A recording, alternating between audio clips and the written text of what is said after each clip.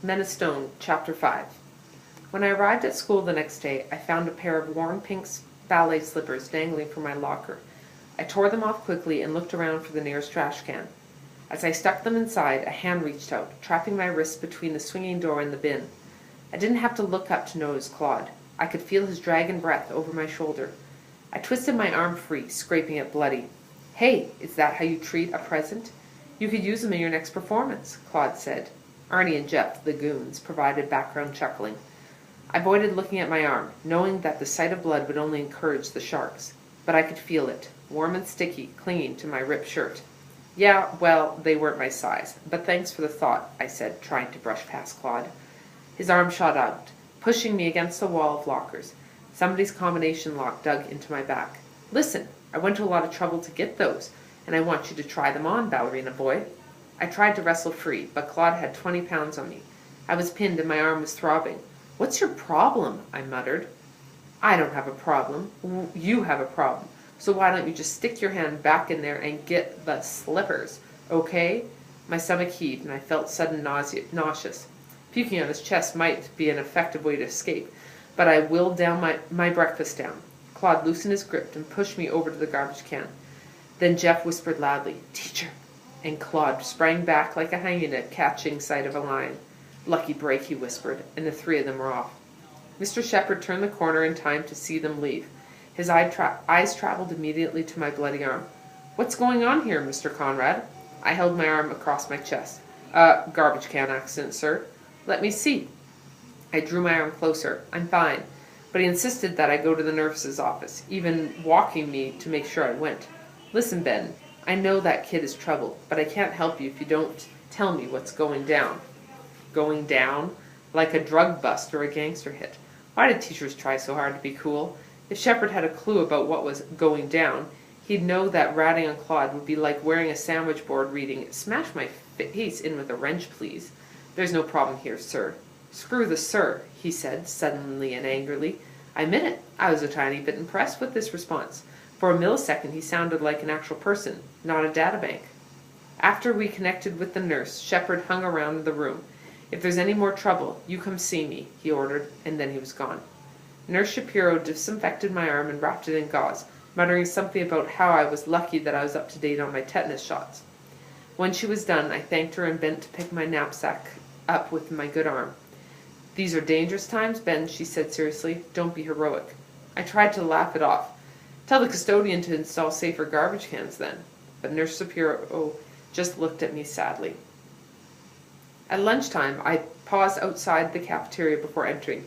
Don't let Claude be there, I thought, then wondered where I was directing the thought exactly. I felt a hand on my back and my heart lurched. I spun around. "Hey, Ben!" It was Fish and Stan. "Whoa, judo move!" Fish moved back a step, arms in surrender position. "What's with you?" "You surprised me," I mumbled, pushing the door open with my shoulder. I tried to hide my bandaged arm. "I'm starving." I avoided showing my arm until it was time to carry the tray. It wobbled under the weight of my food and my wrist unable to balance it. I managed to shift the food to my strong side, but by then Stan had noticed. "What's with the arm?" he said, as soon as we found a table. "I scraped it this morning," I said shortly. "How?" He was staring at me, making it tough to come up with a plausible lie. "I don't know how exactly. It was an accident." Stan placed a finger on his temple. "An accident you can't quite recall. You backed out right after. I can't remember a thing. That kind of accident?" "Exactly," I glared. You blacked out, sorry. Fish waved his hands in the air. The point is, who cares? You should have seen me at practice today." He spent the next 10 minutes talking about his near Herculean efforts in the volleyball court. Finally, Stan broke in. "So basically, Fish, what you're saying is that you're freaking amazing." Fish smiled broadly, exhibiting portions of meat in his incisors. "Pretty much. But there are a few other decent players, like that cat. Phew, she's got some kind of serve. I can see why you like her, Conrad." "I don't like her," I protested. Fish's grin threatened to split his face. "Man, that's a load of crap," he sputtered. "Geez, man, could you try swallowing some of your lunch?" Stan complained. "Sorry," Fish said good-naturedly. I had a study and then photography after lunch, so I decided to ditch school and head home early. At least I'd have the streets to myself. As I left the chain-link gates of school behind me, a thought hit me.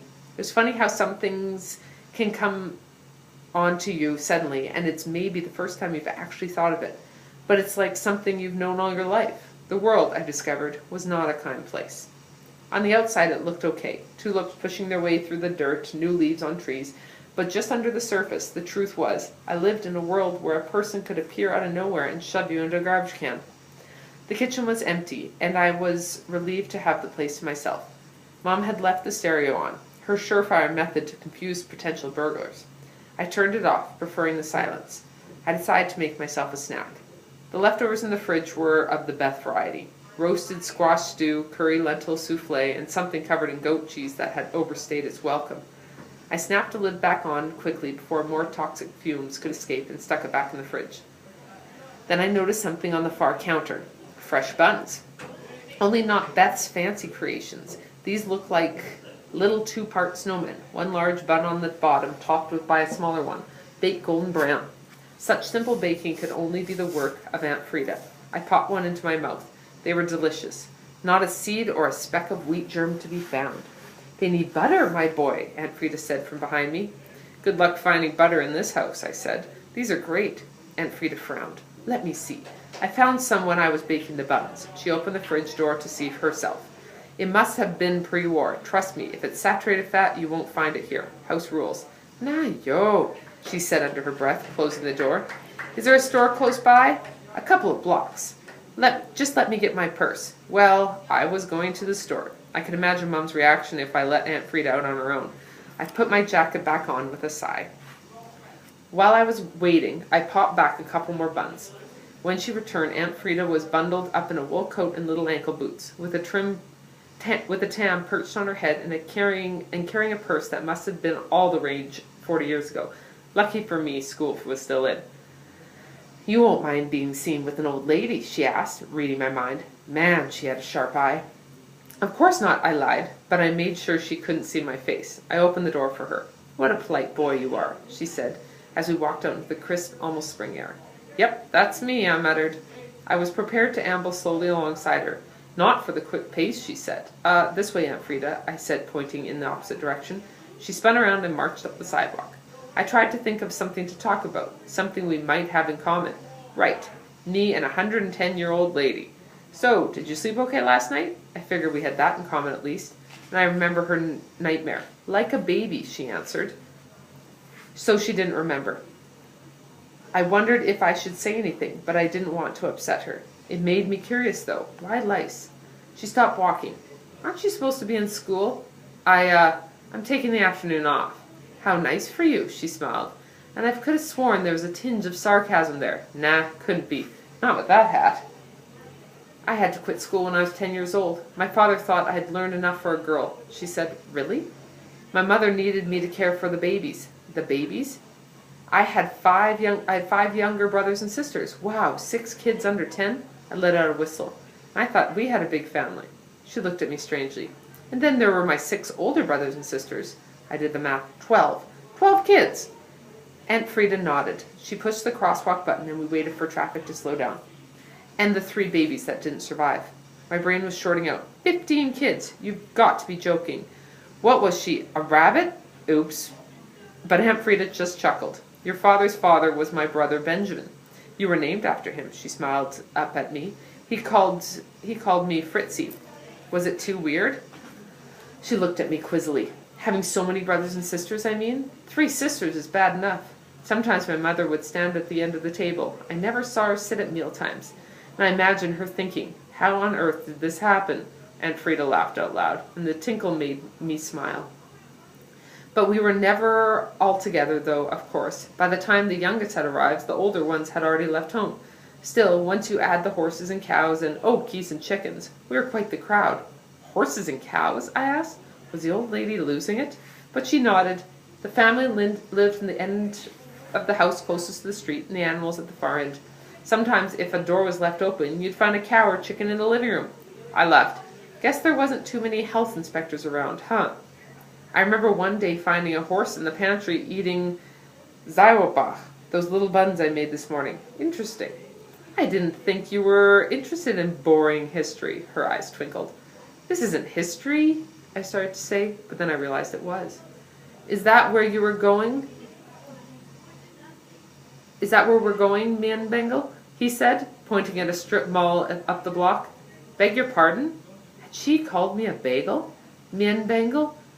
I mean, it means someone who is between a boy and a man, I suppose. In what language? It's Platisha. You don't know any? I shook my head. What is it? She seemed surprised. Ah, Low German. Your father used to speak it quite well, she smiled, especially the vulgar words. Huh. It's the language spoken by some Mennonites. There was that word again. I tried to look knowledgeable, but her next question nailed me. Did you know much about the Mennonite people, Ben? I decided that Mum's story about the wrapping paper probably didn't count, and I shook my head. Well, your father's people are Mennonites, part of the religious movement started by Menno Sims. She looked hopeful, but I shook my head. We began in Holland, then we lived in Prussia, that's Poland now, and eventually our people immigrated to Russia. Her hands were waving around as she spoke, and then she laughed. This is clear to you? Oh yeah, kind of like the horses and cows in the kitchen. Nah, yo, she smiled.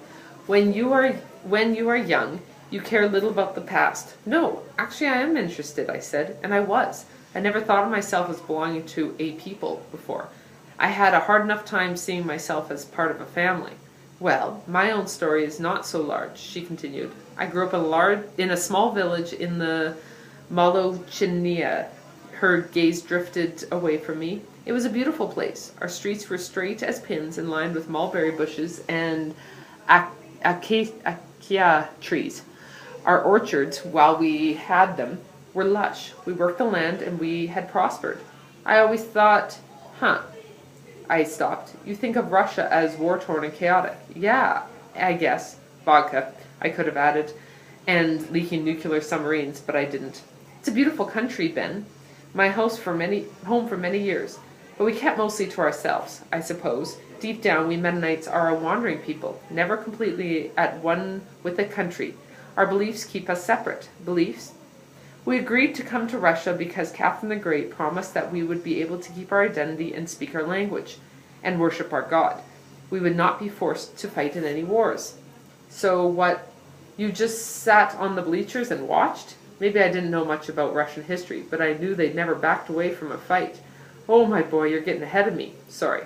Nin, I see your father's spirit. She reached up and ruffled my hair. The peaceful years were short enough. Then she stopped, and I realized we'd arrived at the supermarket.